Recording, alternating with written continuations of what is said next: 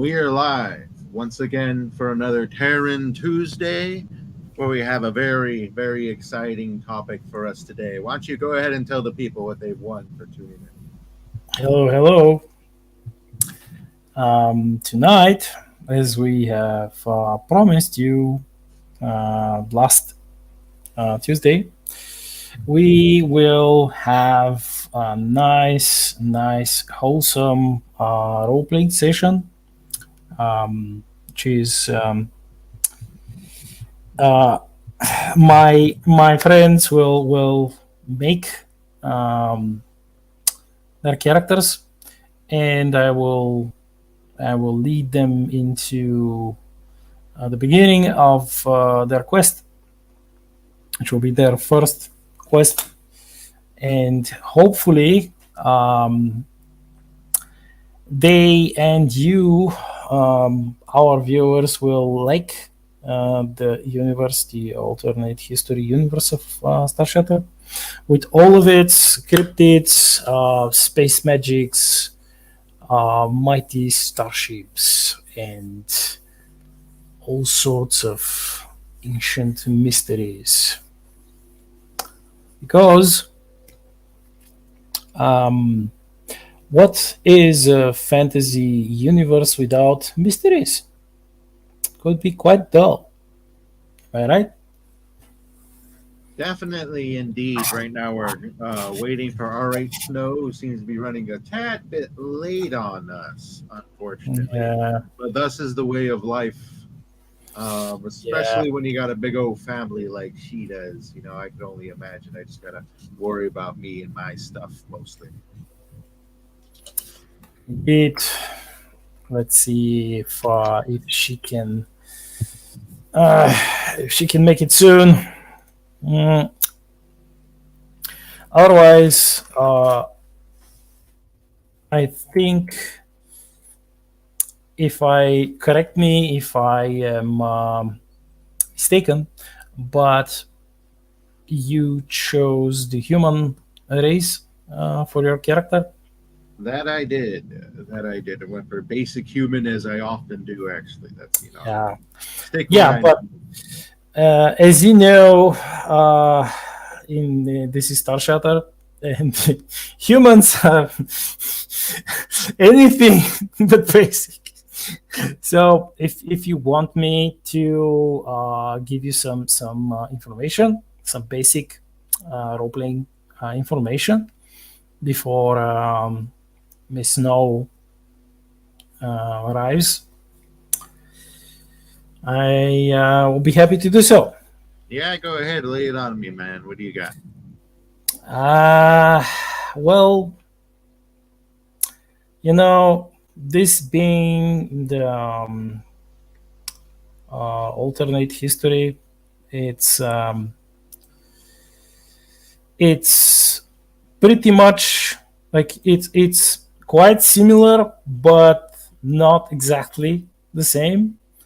And I'm not going to go into like super special historical um events and details. I'll just like give you the basic stuff.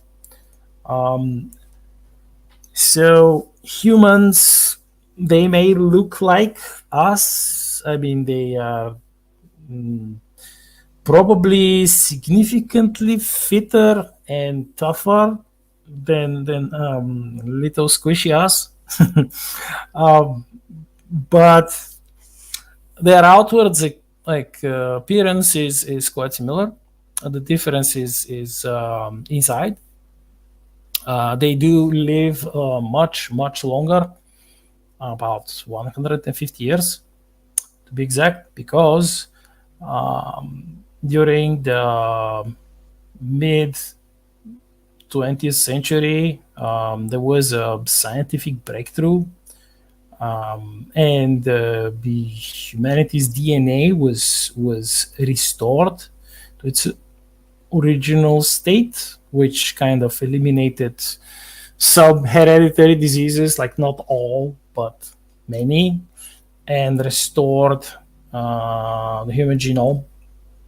That's why humans live that long, and they have recovered some of their lost physical traits, which, and I mean, the average human is probably 2 meters tall in Star Shutter. So yeah, that's like the basic physical stuff. Um, it depends, like what kind of. Oh, Hi. hello. I've been sitting in the wrong Hey. screen yard for like 5 minutes. I was Oh like, "Oh, boy. it's here. It's not doing." And then I was like, I need to check again. And it wasn't the right one. I'm sorry. Well, Uh, it's better that it's a simple mistake than something else that's keeping you.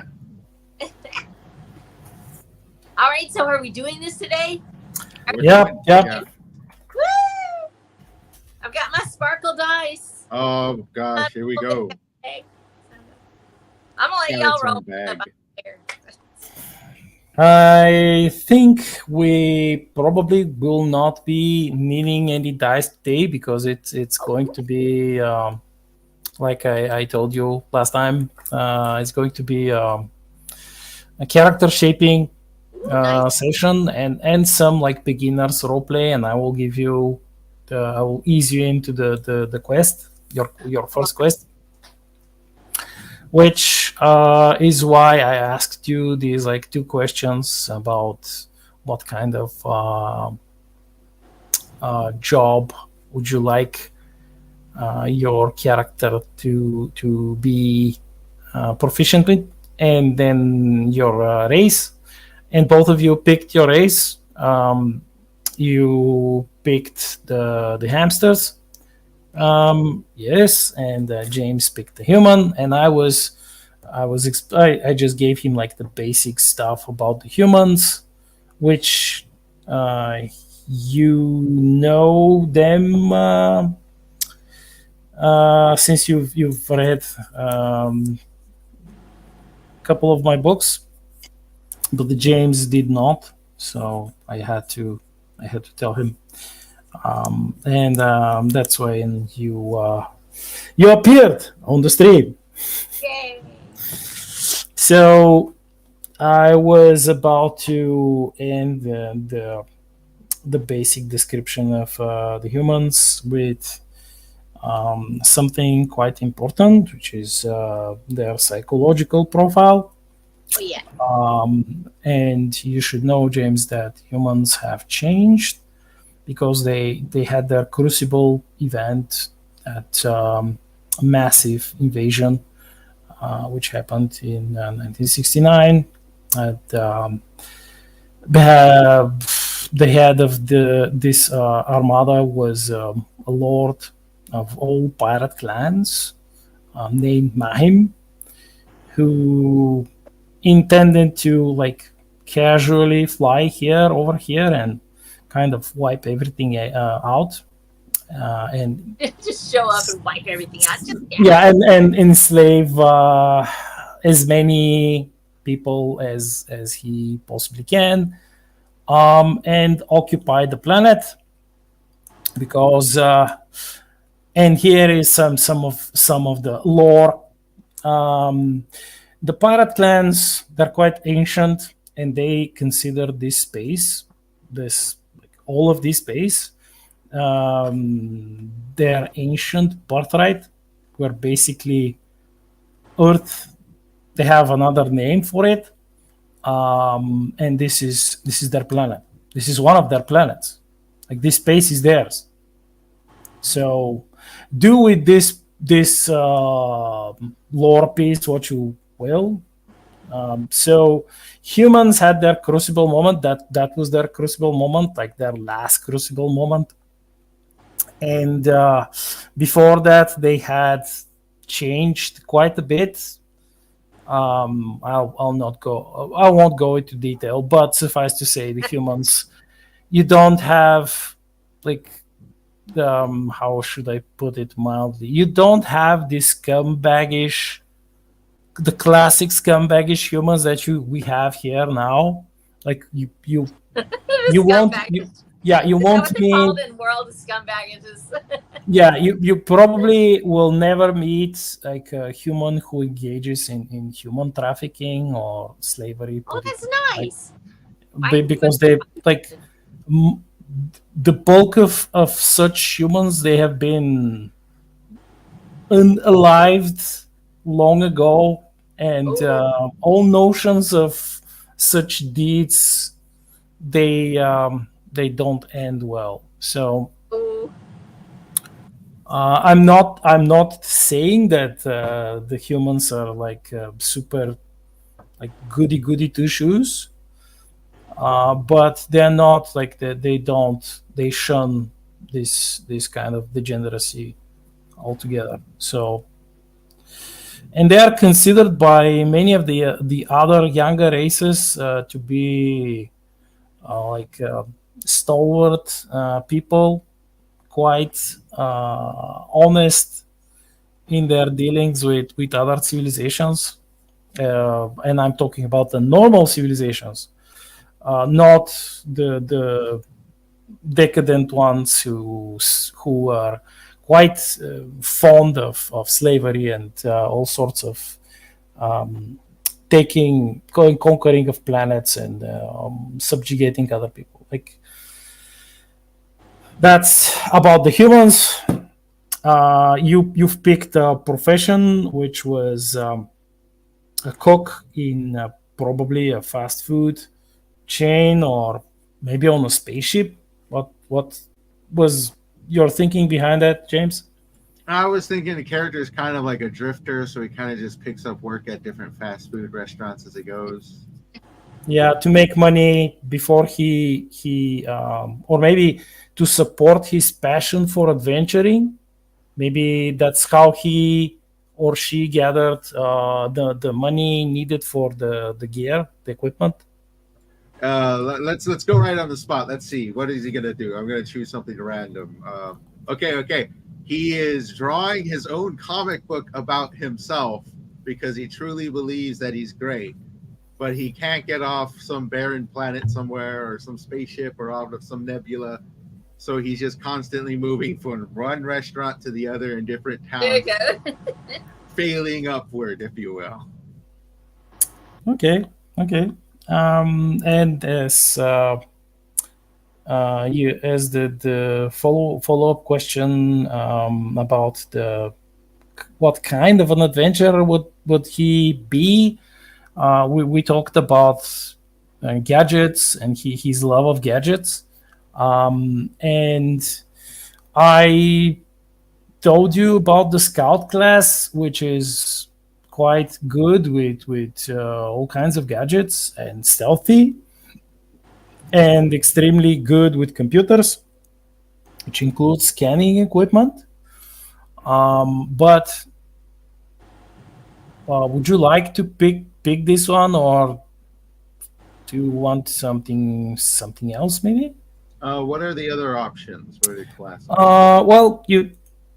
Well, if we focus at gadgets, particularly, you have the engineer who is adept at crafting all sorts of items and building. They can pretty much build anything and maintain anything. And then you have, let's say,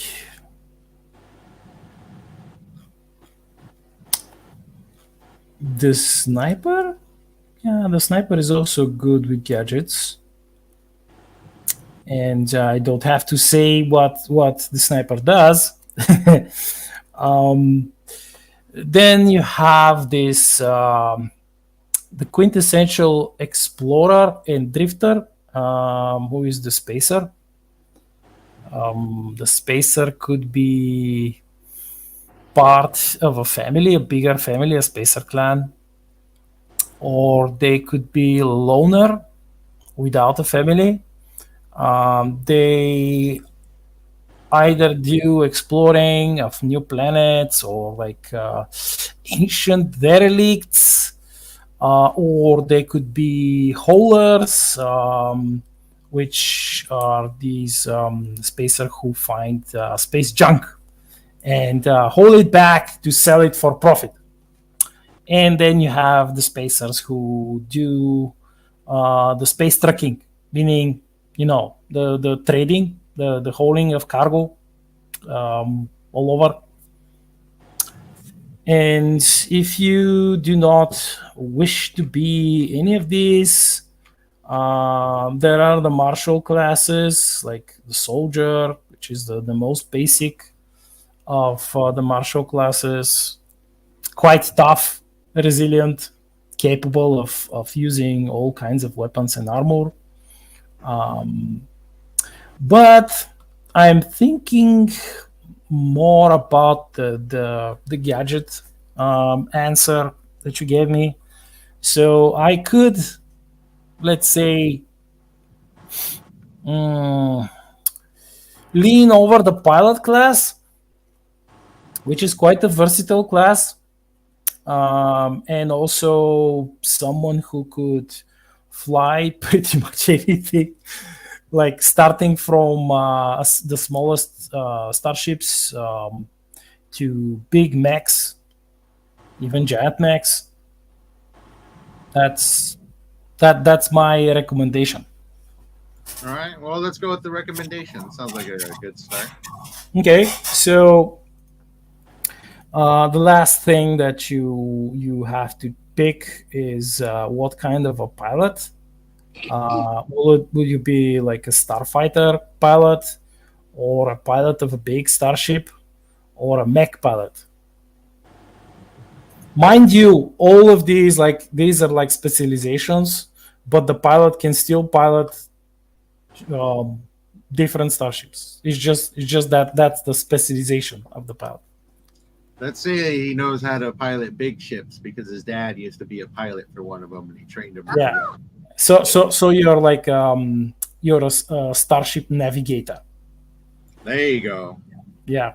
Okay. So that explains how your character can occasionally get from one planet or station, because you sell your services as a starship navigator, and you go where the ship goes, and then you disembark. You take your pay, and you start working on your comic book or something. So Sounds like a plan. Well, we have your character. You can think of a name and maybe a place he originates from. It doesn't have to be Earth. The Terran monarchy has like probably 1,000 tiny colonies, villages. Imagine them like Firefly style villages on some asteroid, planetoid, or like terraformed, hollowed out asteroid, or like some super distant mining station with five or 10 people living there, something like that. So, Lady Snow, Yes, sir. what is your what was your hamster's job before he or she became an adventurer?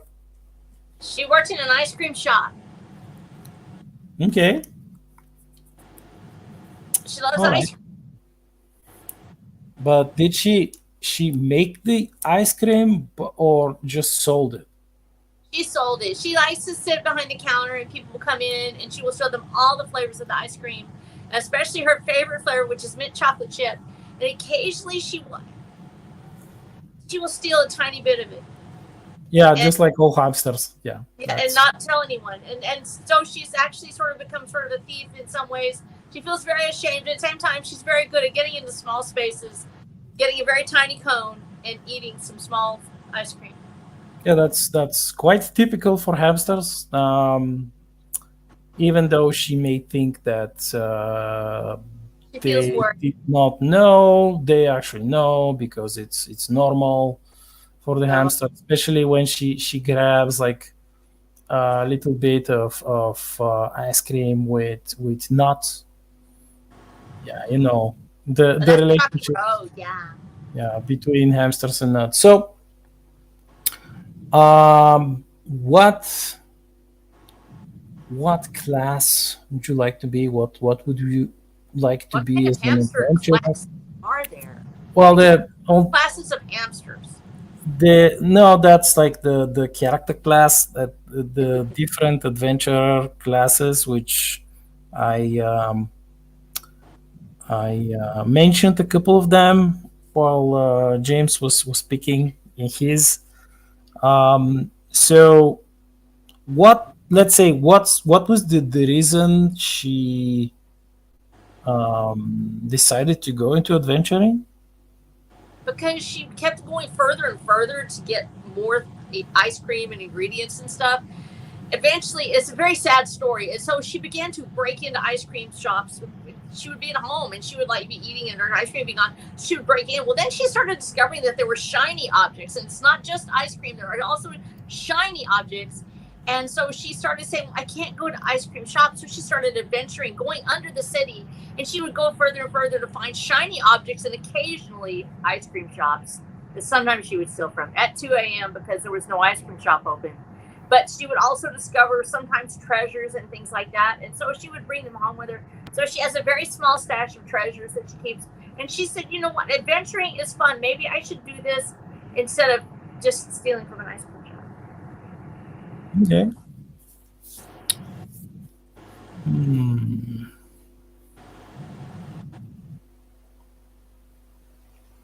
But he dropped accidentally between your seat of the car and down under the seat. She can go and get it for you while you're driving.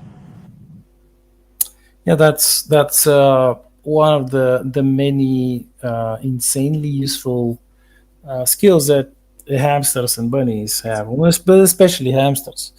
I'm thinking of a class, character class, which would be good. How would you say that your character is dealing with problems when, for example, she, let's say, found a treasure, a little like bit of treasure, but she was confronted by some pirates. How did she take them out? Like what would she do? Okay, so she starts to sing. She will sing a song, because when you ever surprise a hamster, the first thing they do is they do this. If you've ever had one, they actually do that. They'll, oh, like that. And then after that, she will start to sing a song with whatever object she has. Well, then the pirates started to clap and everything like that. They had to drop their weapons. She picked one up, poked a guy in the toe. She jumped over the railing and swam, because hamsters can't swim, and swam. But then she sank after a little bit, because your hamsters get waterlogged pretty easy also. But then she managed to get on board of a piece of wood and she floated away.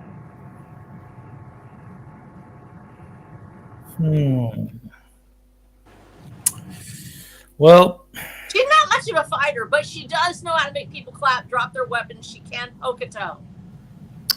She really won't slaughter. She's not a wholesale slaughter kind of person. That's another one of the things which the hamsters might do. That's not a, let's see.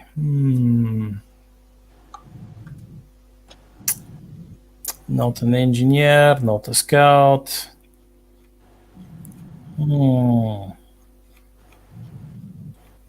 Probably not a morale officer, because she does not fit the profile, the psychological profile. Right. That's Grant's job. Grant is some morale officer.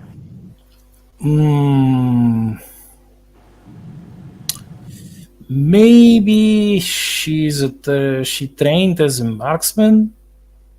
Maybe. Yeah, she would probably prefer to shoot something at someone instead of just to like melee. Melee should probably get smacked out. Yeah, hamsters don't like to like go into melee. They like to shoot things, and probably if they can, they like to shoot things from far away. And if if at all possible, they'd like to be hidden somewhere, and maybe that's why she sang that psychologically debilitating song, and the pirates, one of the pirates, was so stunned that he instantly got some like terrible attack of PTSD, and he kind of remembered some horrible moment, and he dropped his weapon, and the rest is history. So I would say sniper. That sounds good. That's what I always play when I play games. I play sniper. Yeah. Far Okay. away, hidden in a tree. So she began with breaking in some ice cream places. Then she decided to go hunt for treasure so she could buy more ice cream. And but treasure hunting is expensive, so she spent some of the treasure to buy gear.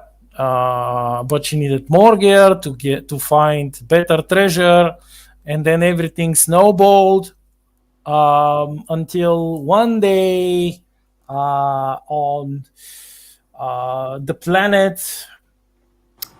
It's a very small planet, almost Small hamster.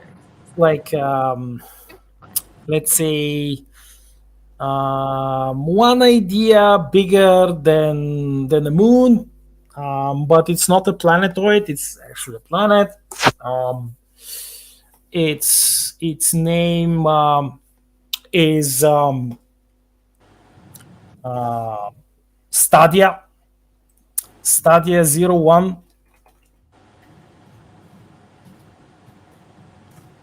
All right, I Stadia got it. with each. So its population is quite tiny because it was recently colonized, and the thing with this planet is that it's situated in a star system that has like a lot of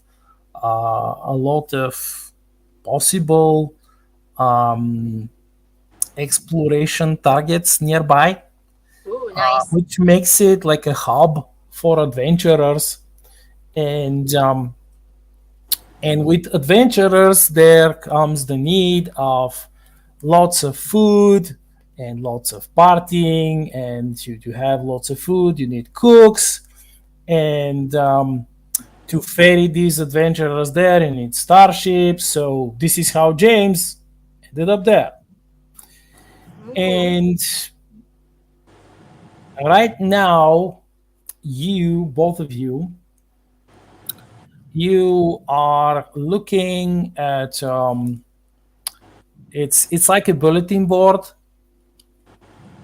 It's outside of coffee shop slash ice cream parlor, which has it has like tables outside, and this is like a hot sunny day. And this planet, it's like, well, you can't say that the climate is super perfect. Like it wasn't terraformed or anything. They just made sure that the deadly winds which once blasted its surface were kind of tamed. So they built these giant force field projectors that would slow down the winds, so people could actually live there and do some farming. Because, as you know, uh, there's like hurricane winds and farming; they don't go together. So you stand before this bulletin board, and the venue is called Martha's Table. And Martha is a big old gorilla, and gorillas are one of the uplifted Terran races who are probably the best bakers of baked goods, and they also have the aptitude for barbecue. But Nice. mostly when they move somewhere, they either become engineers. They work with like heavy machinery, or they go into baking or barbecuing. And this is what most of these venues are run by. So we stand before this bulletin board, and there are a couple of notes that you have already read because you're looking for a job, for a big paying job, and you notice that these notes are like, well, it's not that they don't pay, but it's not too much. Like it's things that the local kids would do, like, ooh, find Miss Janice's lost cat. The pay is 50 credits. Like, yeah, no. But there is one note which is left there like recently, and it's a big note which was printed by an old school printer. And these days people mostly use like digital advertisements, and they would send you links with digital data, etc. But this place, they pride themselves for their bulletin boards. It's like they like this. They're quaint like this. And this job offer, it's actually printed on old printer with real ink and stuff. Ooh, nice. And it says help wanted, good pay, and full salvage rights. And under that, you have the name of the employer. It's Professor Alex Rivera. And there is a picture of like an oldish man, probably in his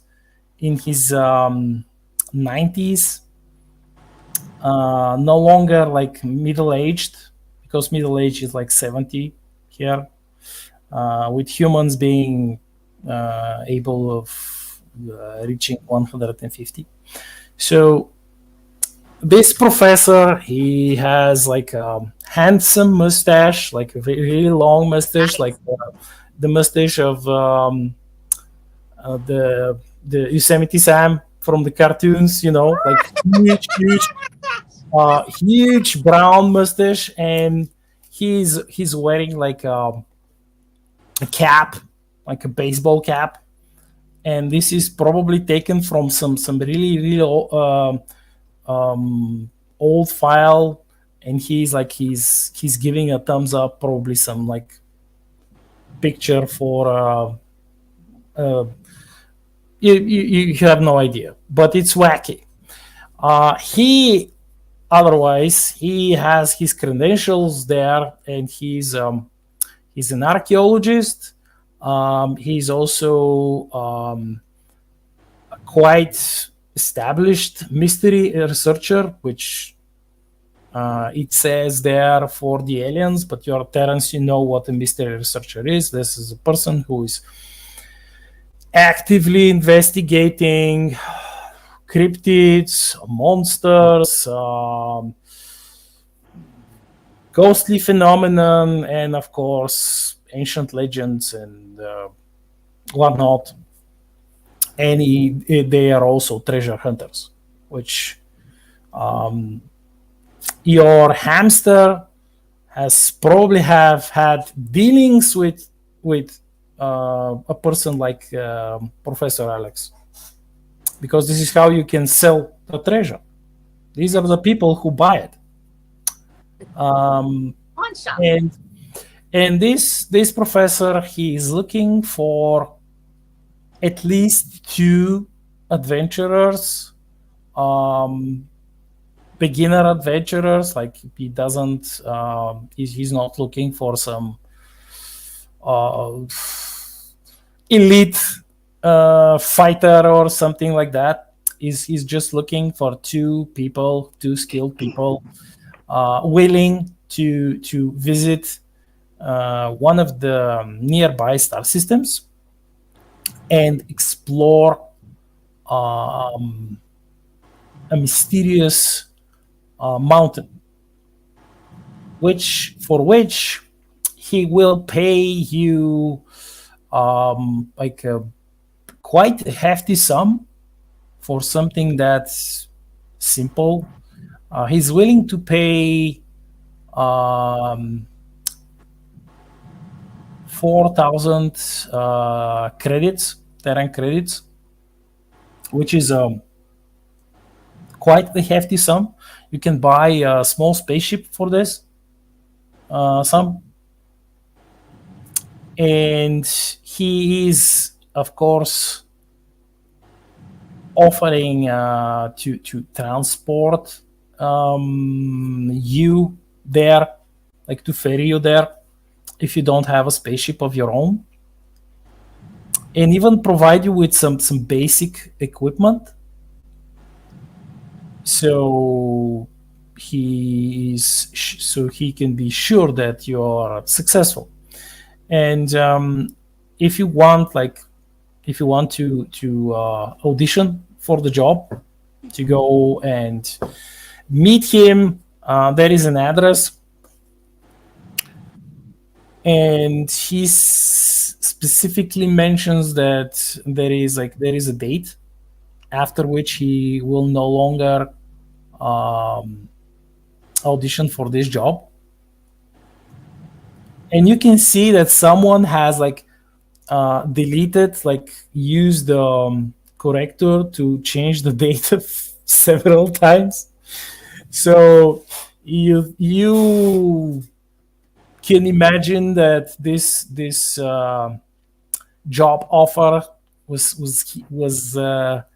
posted here maybe a month ago.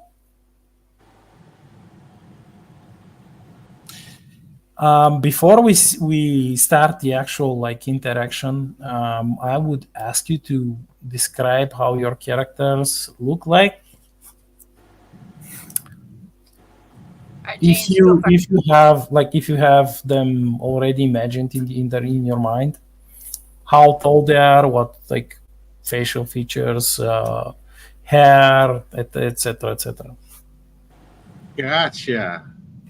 So my character is fresh out of work, just finished a long shift, longer than it should have been, and then he sees this sign where he's just walking home from work. So he's got a black fancy chef suit on, and he's just hanging his head down. And since he works in the kitchen, his hair is mostly he's got short hair except for the top where it's a little bit scrambled up top, but the sides are clear and cut. And he's a generally handsome fellow that's just nice and tired and walking home. Okay. Does he have a gadget, maybe goggles or something else, a belt or something that's, I don't know. He's got a little pouch he carries all his accessories in, and inside the pouch he's got a small pocket watch that belonged to his father. That's what he's got. Okay, yeah, that's good. So how tall is your hamster? You know that basically they're not super tall. They're smallish, but they're not diminutive. They are between 2.5 and 3 feet tall. Some are a bit taller than 3 feet tall, but that's the general size. All right, so I'm 2 foot tall, and my name's Meeps a lot. Hello. And I have a little tutu, because I love tutus, I love little fuzzy things. But I don't wear that when I'm out adventuring because, that gets in the way. So anyhow, I have it on because I've been looking for a job, and I can't find any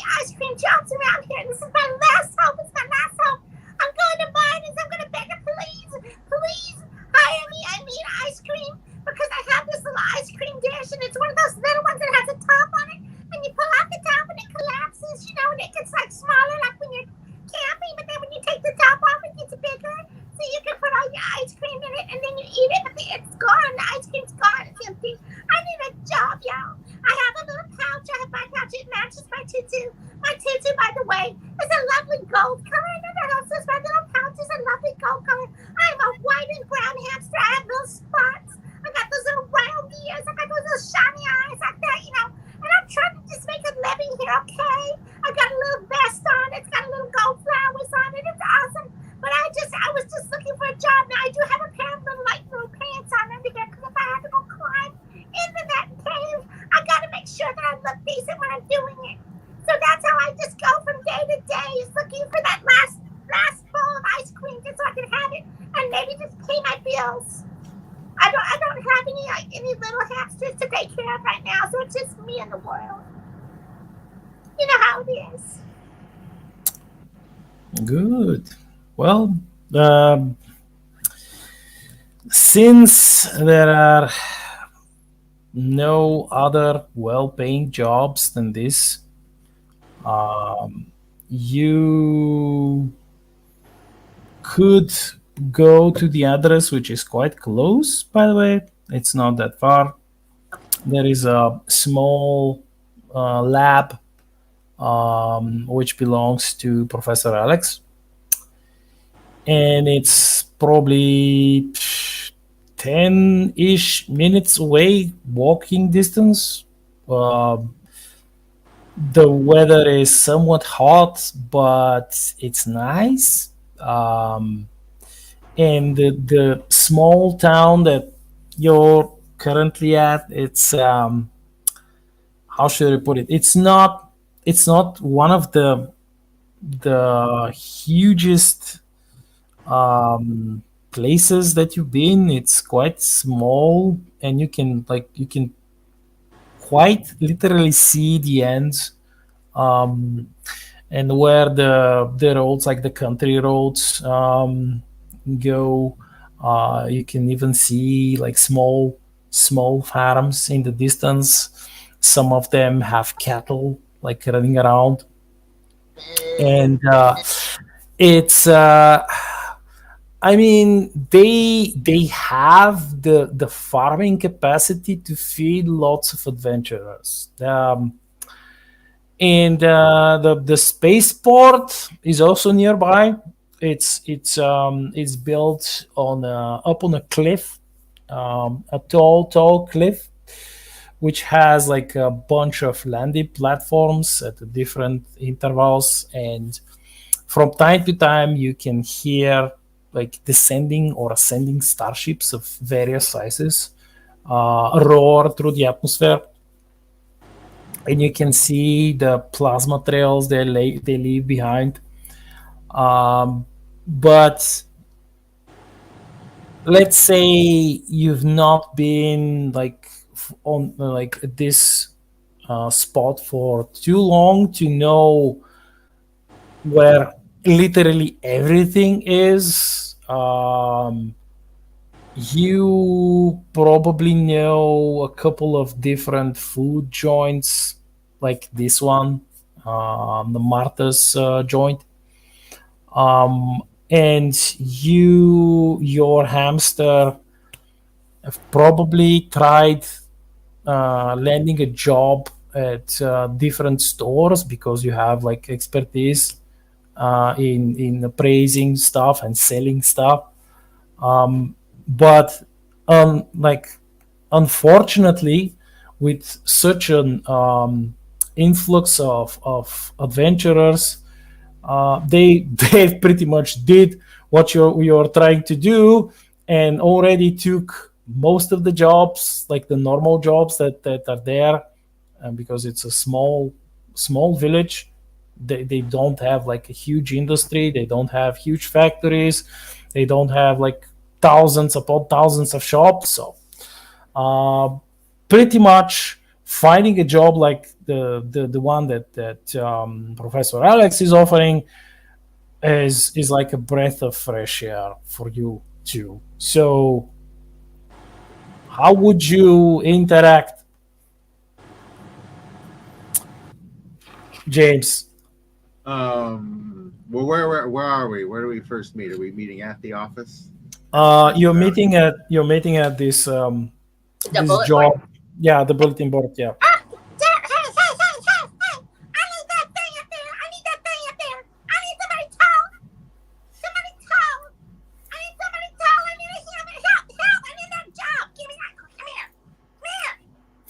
I'm looking straight up and just hearing something annoying down below. What is making all that racket? I need, hey! What do you need down there?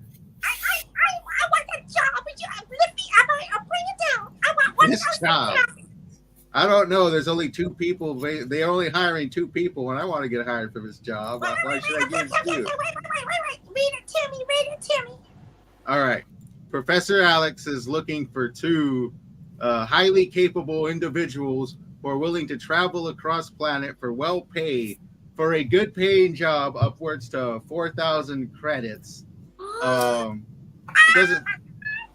Yeah, so it's pretty well paying, and it looks like something I'm gonna do. I don't know what you're gonna do because I'm gonna get there first. Wait a minute. Does it say anything about ice cream? Does it say anything? Does it say anything about ice cream, Black Man? It says that mountain which needs exploring. It has some quite captivating ice caves. It does have ice caves, ancient, probably mysterious. That's and 4,000 units. How much ice cream does that buy? I can't tell you how much ice cream that buys. 75,000 maybe. How much ice cream? Well, you can you're standing outside of this shop, like Martha's shop. You can go inside and ask Martha or any of her employees. Ask them how much ice cream can you buy, because it's like there is literally ice cream. They're selling ice cream inside. You can ask them. Martha. How much for the mint ice cream? How much for the mint chocolate chip? Well, you see this big burly gorilla. She's somewhat old, on the old side. She has a gray fur, and one of her eyes is a cybernetic prosthetic, and she clearly has like some old scars, which most of them were healed, pretty much healed by nanotech, but not completely, not fully, which means that she got medical aids on the battlefield. It wasn't in some hospital, because there would be no scars whatsoever. So when you enter and when you wave your hands and you jump up and you scream and you ask how much for a ice cream, she says, well, a box of ice cream or just one cone. Just one. One cone? Okay, half a credit. Oh my gosh! That's like 8,000. That's like 8,000 ice creams. I'm gonna go get this. Martha. What do you know about this professor there? Why is he hiring off the street? Why is he hiring one of y'all? Well, that's how pretty much anyone hires adventurers, or emailing them or sending them digital links. But yes, he is nice. He pays well. He's a famous mystery researcher. This one, I think, I've read in one of the magazines, the Alex Jones magazine. I read about him exploring this distant pyramid on one of the moons in the Sirius system. Yes, he did like a whole year there without the ghosts eating his ass. And she chuckles. Is quite skilled, but I hear he lost all of his hair there. Only his mustache remains. That's terrible. But ice cream, that's sort of like if you take a like a pyramid. You turn it over, you can fill it with ice cream. So that's kind of like what I'm into anyway. So that's pretty good. Thank you, Martha. Martha, I love you, Martha. I'll be back. I will buy you ice cream. I'm gonna go be famous, Kay. Yeah. All right, I'm heading She down. waves. She waves. Okay, so you get out.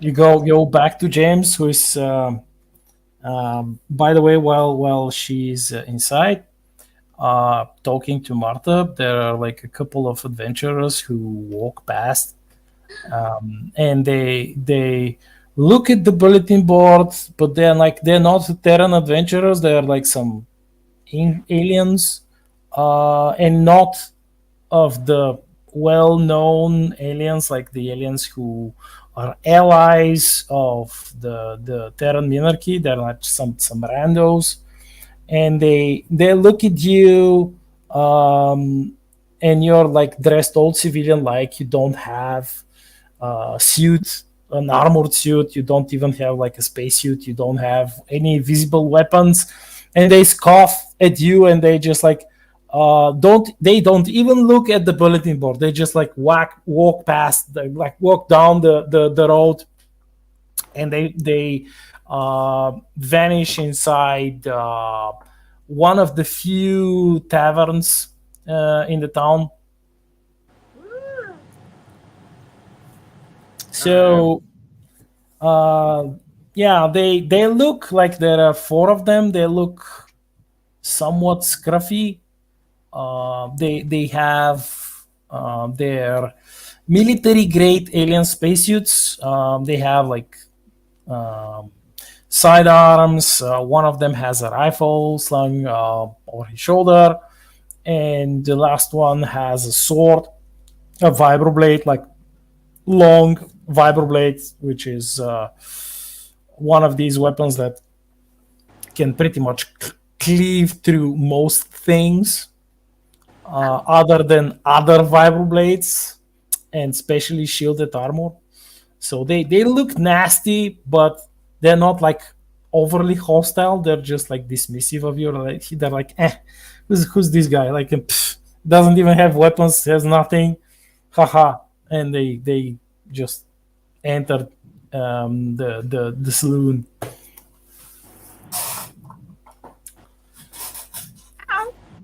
So you hop out, you find him standing out there waiting. And I'm just. Come on, tall drink of water. What's your name? My name? Why should I tell some random gerbil my name? No. I'm not a gerbil. I do have a long tail. I don't have any. Look at my fuzzy tail. I don't have any. I'm gonna wee. Okay, listen. Here's the reason I want to help you. I want to help you. Help yourself. Help me to help you. What I'm gonna do? I'm gonna share. I'm gonna share with you. You're You gonna help share. me. You read that thing. I need somebody to help me get there fast. You see those shady nerf herders over there? You see those scruffy nerf herders? They're gonna try to get our job. We either gotta go find them or we gotta go find this professor. But she says he's good for the money. He's good. If you will pick me up and carry me over there fast as your long legs can carry me, I will help you get this job. I will talk to this man. I will tell him that you're the best. I don't know you. I don't know. My name. They call me Dan. You can call me Dan. Okay, D-E-N. Dan, you're the man. Okay, all right. That's I'm right. gonna help you get this job. I want to tell you that he's the best. I just need to get there before those other scruffy nerf herders get there. Please, help me get down there now. Pick me up. Come on, just pick me up. All right. He picks you up just so you can be quiet. Puts you on his shoulder. Be quiet a little bit. Yeah. So imagine that hamsters, like the uplifted hamsters, they are well known for their jovial manner, and they are well known jokers. They are quite entertaining, and lore wise, one of the most important thing is that because the humans uplifted them, they actually made them what they are.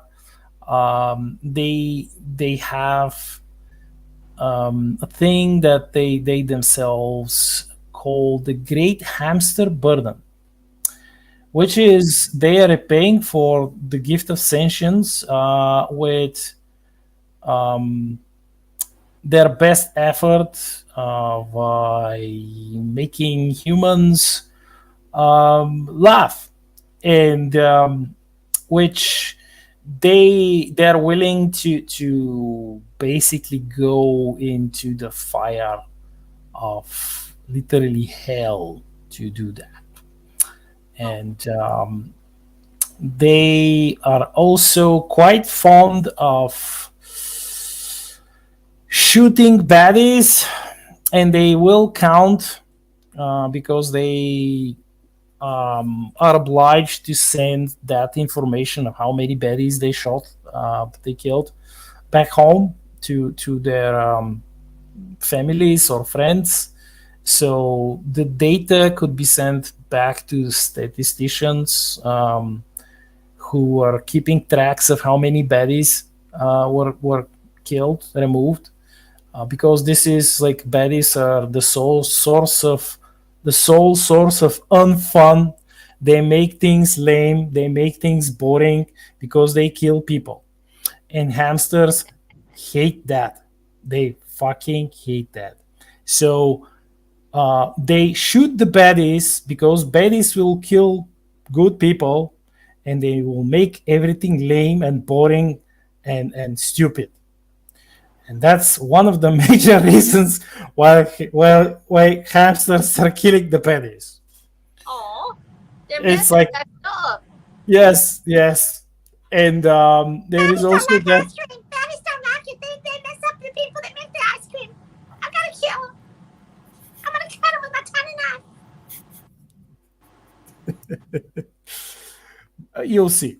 So also humans love joking around hamsters because they know how hamsters are. They have like they created them. They made them what they are.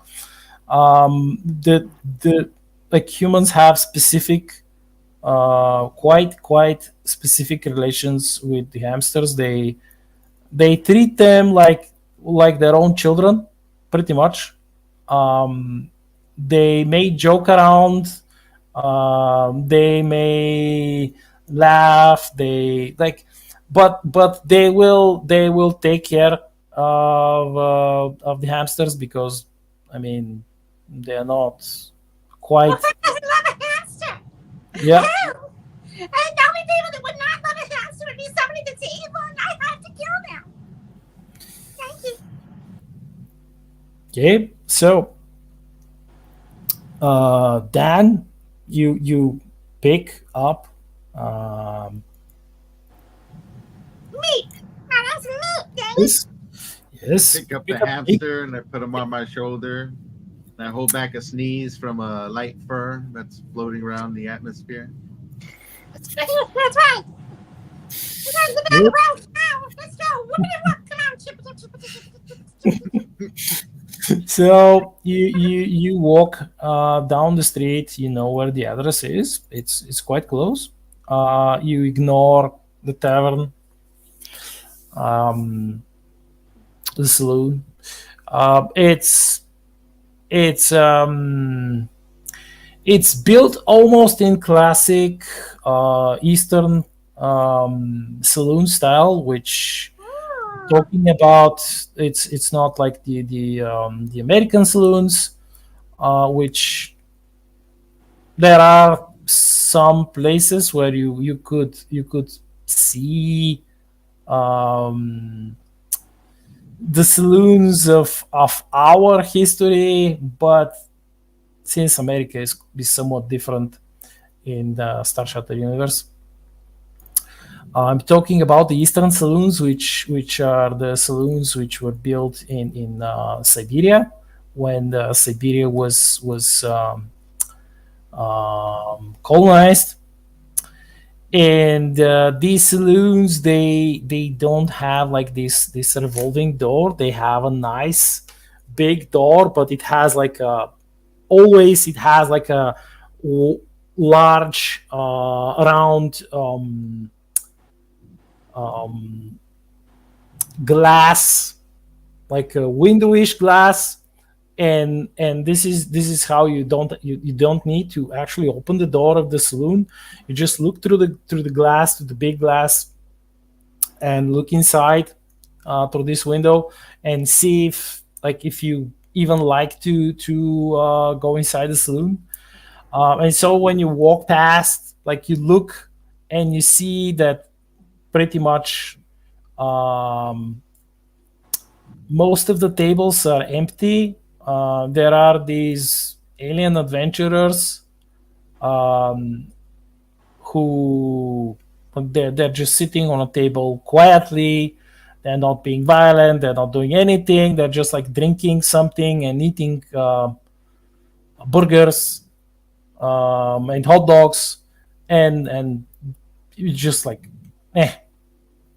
you continue walking down the street. Yeah, though that food smells like it's undercooked anyways. Yeah, it's not. It's like meh for you. Dan, it's meh.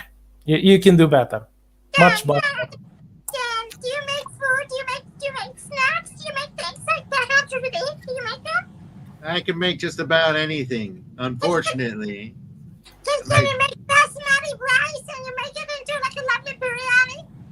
Well, if you can get your hands on the recipe and the ingredients and the time, because I don't got any of that for myself. I'm gonna be rich. I'm gonna be rich, and I'm gonna have my own personal chef. My own personal chef is named Dan. I'm so excited. Okay, You're gonna make plenty of money on this job, and you already said you're gonna blow it all on ice cream. How are you gonna be rich after that? I'm gonna be rich in ice cream. I guess you got that going for you. Rich. Are you gonna start your own ice cream parlor with all that ice cream? Oh no, because I would just eat it. I would just eat all the profits. That's not weird. I may have to join a 12-step program. Just depends. But I Oh, love it. either or. Yeah, I probably just eat it all. Well, good for you. I'm gonna go ahead and spend my share on a small spaceship and get off this rock. But first, gotta get done with this you job. can fly? Of course, I can fly. Fly? What do you fly? I can fly a ton of different ships. Usually, the bigger ones are what I'm best at. But I know how to get in a small ship and get it off a planet and crash land it in another planet. Okay. You get me where I need to go, and I will get you what you need to get your ship going, get it all everything, and we're gonna make some money, honey. We're gonna make it rain. We're gonna make it rain. You just go ahead. You stick with me. Let's get this professor dude. Let's go find him right now. Where is he? Where's his man? Well, his address is right on the back of here. Let's head right over there. Yes. So you continue, and you see a couple of the locals, some farmers. They drive slowly down the street in their jet black Danube pickup truck. It's a wheeled truck, has 6 wheels, 4 at the back and 2 at the front. Oh, nice. It is a hulkish pickup truck. It's not like, it's between a large pickup truck and a proper truck. It's like in between. And it does not have like a anti-grav engine, because most of these planets in fringe space, in this part of space, they have magnetic anomalies, which it's not okay flying around in anti-grav machines. You can like break your neck somewhere. So they drive by in that Bulgarian-made truck. It's so quite well-made machine. Is famous across the colonies. They are constantly building and like manufacturing and selling them here. Oh. And you can see that the truck has like some added like special mounts on its hull for armor plating, which in if they attack the local colonists, they quickly turn their otherwise mundane trucks and other vehicles into jerry-rigged vehicles of war to defend themselves. And of course, on the back, you can see a couple of well folded mounts for heavy machine guns and stuff, which are perfect for a truck of this size. And so they drive down the street. They stop. There is a big general store, and the back of their truck, they have small and medium-sized containers with all sorts of stuff. Well, they're old containers. They don't like. They have really old letters on them and numbers, which may not correlate with the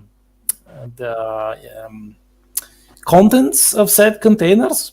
And when they stop there, they slowly begin to unload the containers and then carry them inside the general store. And the professor's place is like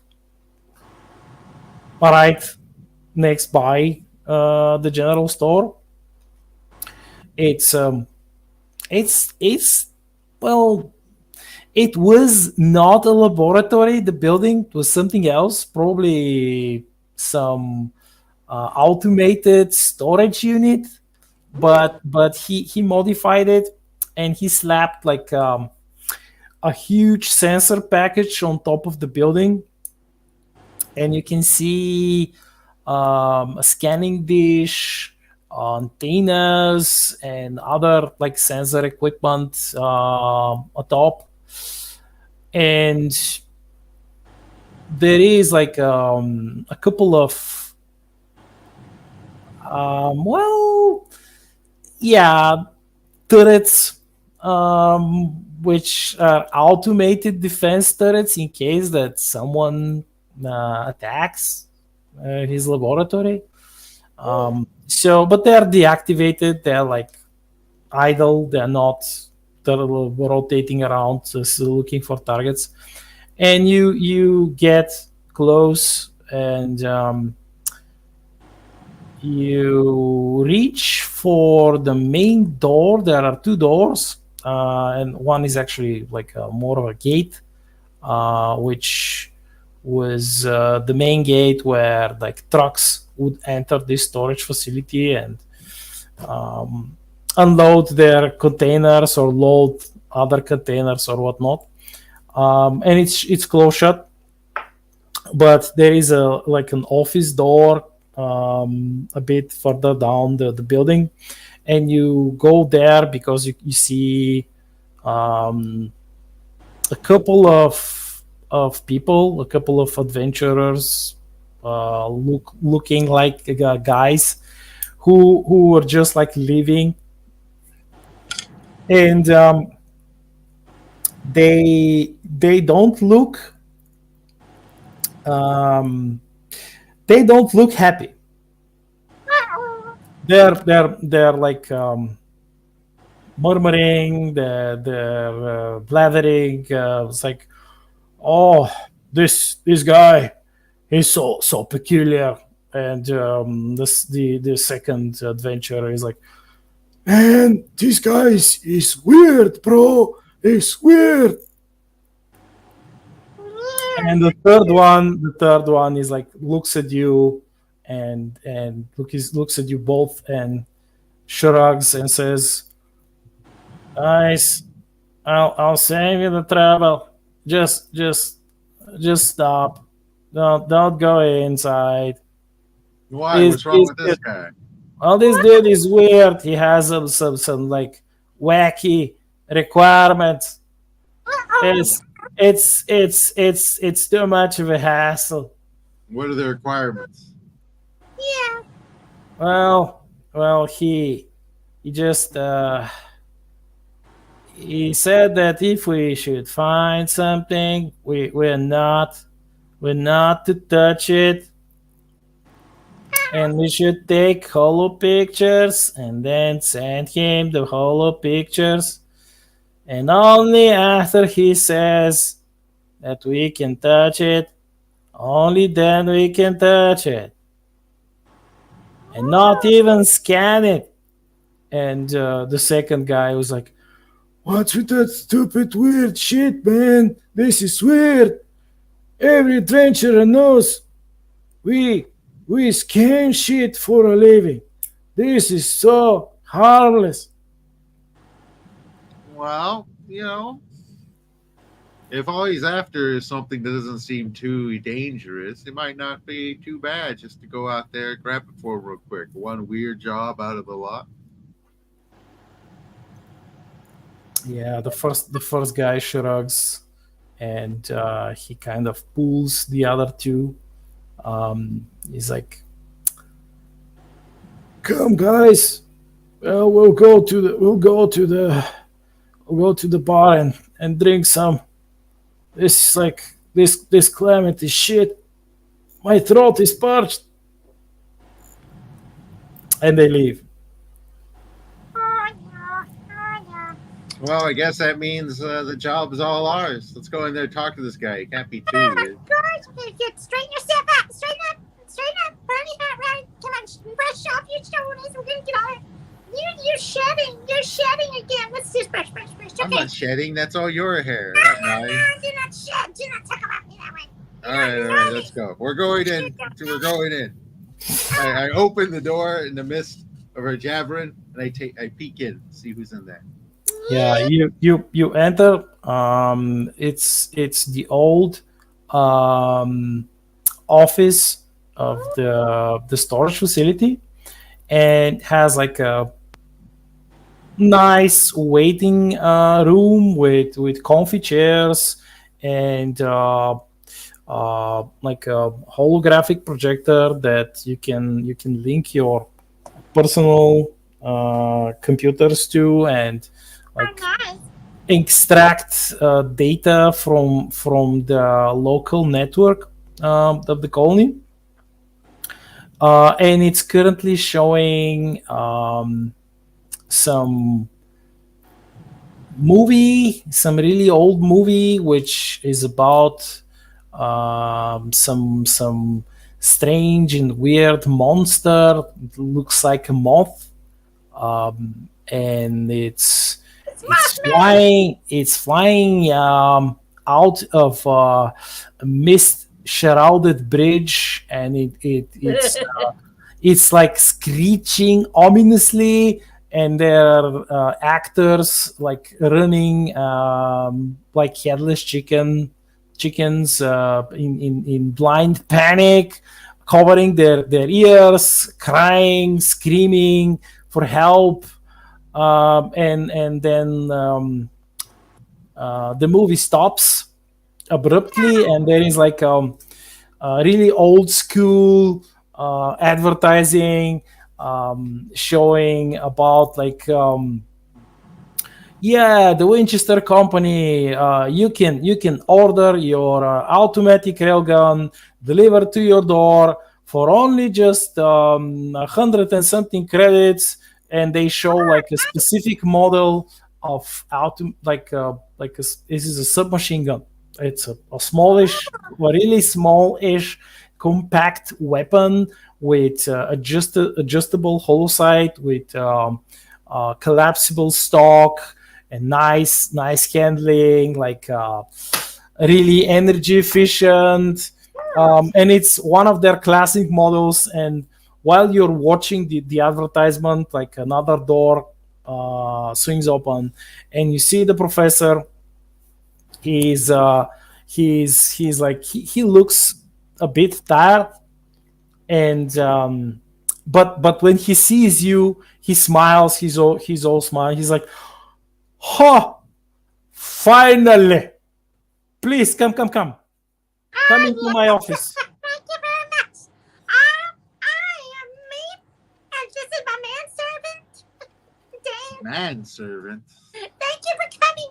Thank you for letting us be in your presence. What is your name, Professor?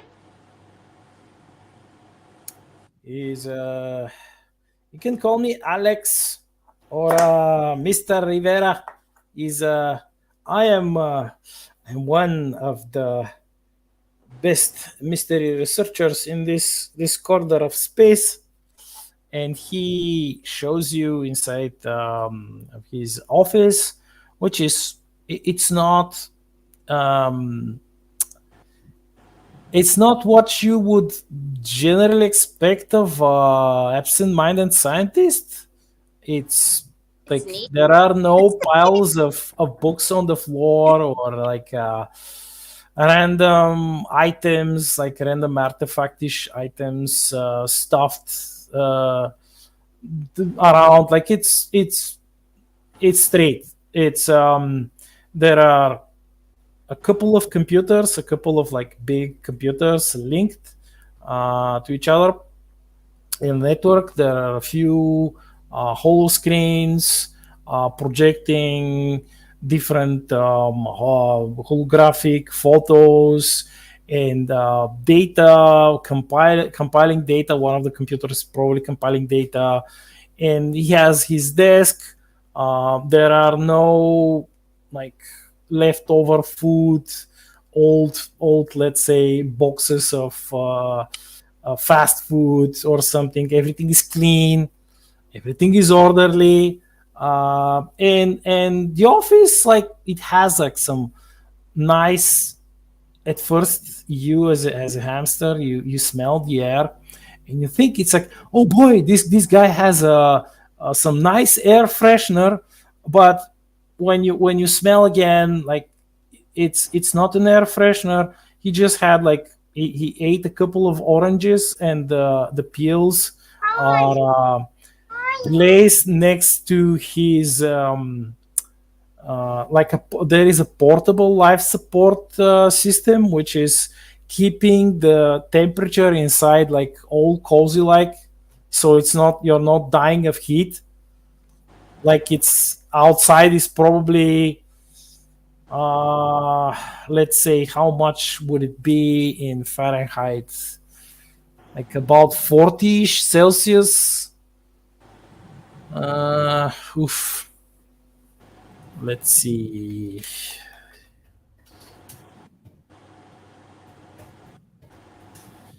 That should be quite hot. That should be What is it?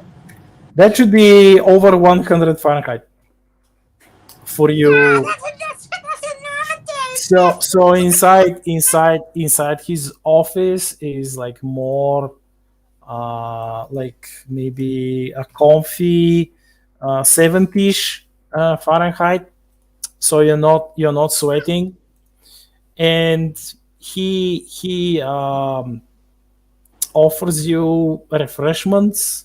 He has like freshly squeezed orange juice, and he offers like there is a small cooler, and he opens the cooler and he says like, grab a shoki bar or ice cream bar.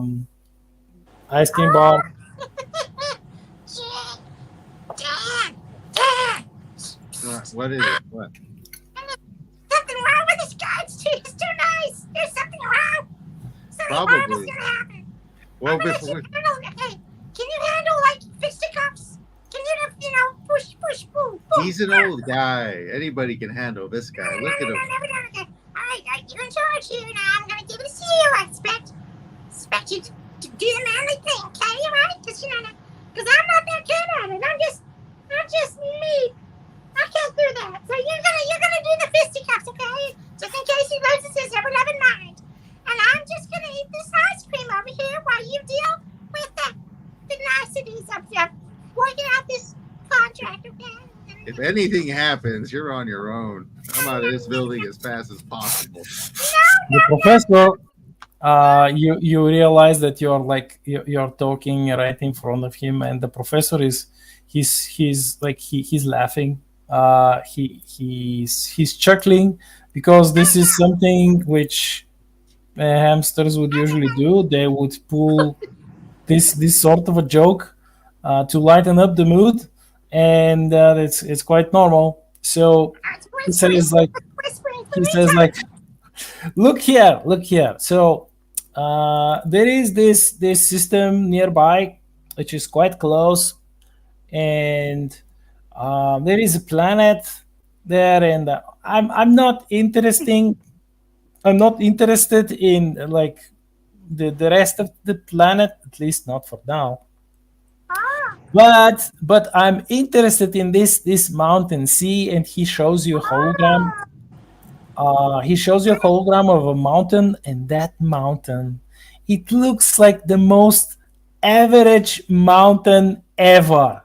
It doesn't have like anything out of the ordinary on it. It's just like some old vegetation, a little bit of snow on the peak, nice nice rocks, a comfortable slope. The mountain is not like super uh, spiky and impossible to climb. And even if you would believe it, there are places which look quite comfy, like ideal places for a picnic with nice like open space with nice grass, shrubs, trees. There are a couple of streams of water, clear water, and this mountain, it I mean, you would expect from his qualifications as a mystery researcher, you would probably expect some like spooky mountain with evil looking ruins all over it, or maybe even like an ancient tomb or something. But no, no. And he says like, people of my profession, we're often misunderstood by aliens mostly. Uh, they think we're some weirdos who want and he kind of scratches his nose. It's like, who want to raid ancient tombs and steal mummies or something, but we're not like that. Like we're reputable scientists. The job I'm offering is that I want you, if you agree to it, to climb the mountain, and there is this so nice. I mean, at least I'm told it was nice. A nice cave full of really beautiful ice, and and they say there are things there like artifacts frozen in the ice, and they look ancient. So the problem is that if you try to send a drone up the mountain, the drone stops working. And the people I already sent there, they came back, but they don't remember that they were up the mountain. So it's definitely not dangerous. I mean, they weren't harmed at all. Not really dangerous. It's just weird. So I only want you to go and explore the cave, go up the mountain, and don't touch anything, No, because don't touch Not anything. no, don't touch anything. Just take pictures. So I should touch everything. it. What happens if I touch something?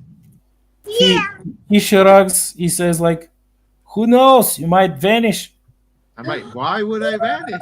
Why, like, what's so dangerous about the or everything? probably this is what happened to the other adventurers. They went They up touch there. They touched something. It wiped their memories. Okay. Now, okay. So what do we do when we find the thing? Take pictures. Come back. And that's it. That's it. That's it. That's all Oh, you wow. I'll wait for you. I will wait for you at the base of the mountain in my ship. So you're gonna drive us there? Oh well, I definitely offer to drive you there. Okay. Oh, that sounds good. That's good. We need that. We need that very bad. Well, I don't know. Going up there. If it's so simple to just go up there and take photos, why haven't you done this yourself by now? He looks at you. Well, I may have done it, but I don't remember. Oh, Yeah, that's a bad choice. Yeah. okay. Because So my ship shows record of me flying there 5 times already. 5. Wow. Holy cow. That's a lot of times. So should we wear any spacesuits while we're there, just in case, so that way nothing of us is touching anything? Well, that would be a good idea, wearing spacesuits, because maybe it's I don't know, maybe it's the atmosphere inside the Maybe. cave. Maybe there are some weird gases that wipe memories. I Yeah. don't know. Can you And- give us any spacesuits? The spacesuits Well- available? He says, "Yes, I have a couple. I can give you a spacesuit each. I have hamster spacesuits, Nice. and I have guns. I can give you like a gun just in I- case." Just in case. We should Just take in one. case. Wild. He shrugs again. He says like, "You know, this planet doesn't have anyone living there, or at least the scanner says so. But you never know. There might be some like scruffy pirates or others looking for trouble. I don't want you going inside unarmed, just in case." It sounds like a good idea. I don't mind a little extra protection. Well, I would like to do it. Do you have an ice pick? Do you have a magic ice pick? I mean to say, do you have a magic ice pick that shoots bullets? Because I would love to have one if you do. But if you don't, I can understand. He looks at you. He scratches his nose and he says, I have something that says I speak on it, and it shoots, and I think you will love it." And he goes towards the wall, like the nearby wall behind his desk, and there is weapons cabinet, and he, like most Terrans, there in pretty much every case, even the children are armed. So you not being armed, it's kind of a strange thing for a Terran. Doesn't matter if they are humans, hamsters, bunnies, gorillas, whatnot, whatever, doesn't matter. And he pulls a blue hamster size, like fit for hamster, carbine, which says like there is someone wrote ice pick on the barrel. It's a railgun carbine made for hamsters. Oh, that's perfect. Thank you. I'll take that one. Yes. Well, I no longer need it, says Professor Alex. And my friend, she's no longer with me. Oh, So she was the nicest assistant I ever had. Like, oh, it's it's not be the same without her. Um, he can't. His head. He's he shows you a hollow picture of a female hamster um, with black black fur and red eyes, and she has like a nice hat, and she's dressed in a pretty outfit, and nice. he says like it is like the short years she was working for me were some of the best years. Mm. And he kind of implies that she's she's deceased. um Oh, no, Professor, what happened? well, she got too old, you know. Oh, dang. Yeah, by the way, hamsters, they don't live that long. That's yeah, Yeah, they are not about like 30 years, maybe yeah, we kind of were out fast. Sorry. 35 ish, maybe 40. I don't know. That's pushing it. Sorry, you. Sorry, you. Yeah, your metabolism is way too fast. Sorry. That's why. Yeah. So he offers James a choice between like a heavy laser pistol or a submachine gun. Ooh. Offers you both a couple of spare power packs for your weapons, and it says like, I like old vintage guns, and this one is not particularly old, but it is vintage. Ah, Oh, well, let's hope it doesn't break down on me. Well, Terran weapons have this um, fame, if you will, about their ruggedness and reliability. So unless you break it yourself, it's not going to simply break. Yes. There we go. And so we came at the end of this initial role-playing session. Nice, nice. Just in time, too. Just a little, Yep. little minutes over. I gotta stop talking like this. I can't talk. I'm stuck, yo. I can't stop talking like this. Stuck in the chickpunk voice. There we go. Yeah, next time we'll have to meet before the next session Yeah. to actually fix hmm fill in the character sheets on roll 20, so we can roll dice. Oh, yeah, that'll be fun. See, we got it. Okay, so you got the cook. You're basically your Steven Seagal, James. And, oh, yeah, from That's right, I Under agree with Siege. you. Under Siege.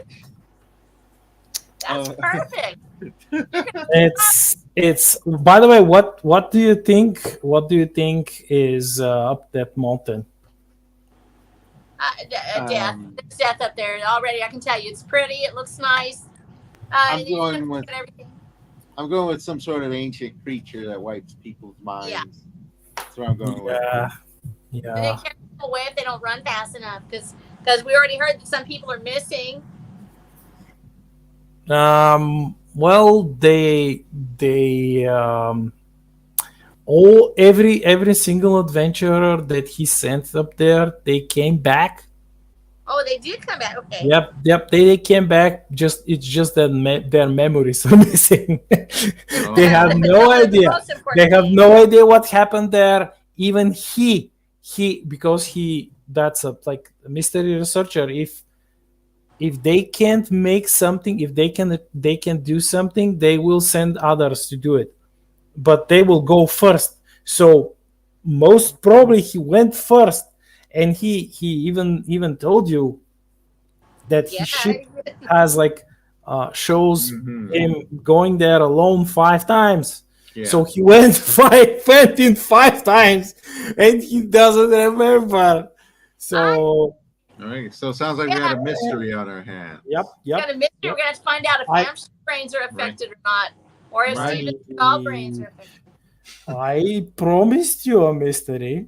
Right. I And we're see. gonna get one. We got We'll one see on our hands. what happens, and it might not be. It might not be a turbo mysterious mystery. It might be a less mysterious mystery. So that's mysterious. Oh, we'll find out next time. Oh yeah, That's oh yeah, most Right, definitely. As for now, everybody, thank you for tuning in. And if you are rewatching this, thank you for watching through the entire thing. Give us a like, share with your friends. If this is your first time tuning in, give us a subscribe. We usually don't run RP games. This is our first one, but we're exploring all things inspirational for a variety of authors, because each of us is an author in our own right. Why don't we go ahead and tell them we can find your stuff? Black Knight, why don't we start with you? Well, you can find all of my books on Amazon. You can look for the Black Knight or Star Shutter, and this is my main series. Although I have two anthology books, which are story collections. Also, you can find them under my name there, and then I have a Substack, which which you can find on Substack, the Black Knight, and I mostly post poems there, and also my brand new fantasy novella, chapter by chapter. And yeah, that's pretty much it. Good job. How about for you, RH Snow? Where can people find your stuff? Thank you very much. Hi. You can find my series, Watcher of the Damned. And it's #1 series, Watcher, and the #2 series, Wanderer, already in production. We've got 8 books for you already, actually, and working on the 9th one now, including a world guide that we have and a one-shot RPG that I've also written. And so I want to go ahead and send you to flow.page at rhsnow or watcherofthedamned.com. That's flow.page/rhsnow or watcherofthedamned.com. And that will take you to all of my books, including the ones that are on Amazon and maybe a few little secret freebies that are out there. So we just look for, and I'm also on Substack too with James and with Black Knight. And we are also getting out our working on our next book, which is Caballeros del Camino, which will be released at the end of summer 2024 this year. So be looking for that, Dan. And I just want to say how much fun this was today. I haven't played games in a long time. I haven't played my RPGs in a while, so this was a lot of fun to play with you. So I really appreciate it. It's awesome. Yeah, we have to get together before the next stream Get everything sorted out in the back end. Yes, But yes. Until then, thank you everybody for joining us. We are headed out for the evening. Don't forget your Substack. Don't forget your Substack. My Substack, right? I almost forgot. Yeah. Short story writer, currently working on my first novella, which is why you haven't seen any short stories in a little while. But I've been releasing certain faction introductions for the various factions of my world. You can check that at World Without End lore.substack.com. Thank you very much for tuning in, everybody. See you all next week. Bye-bye. Bye. Bye. It's my hand.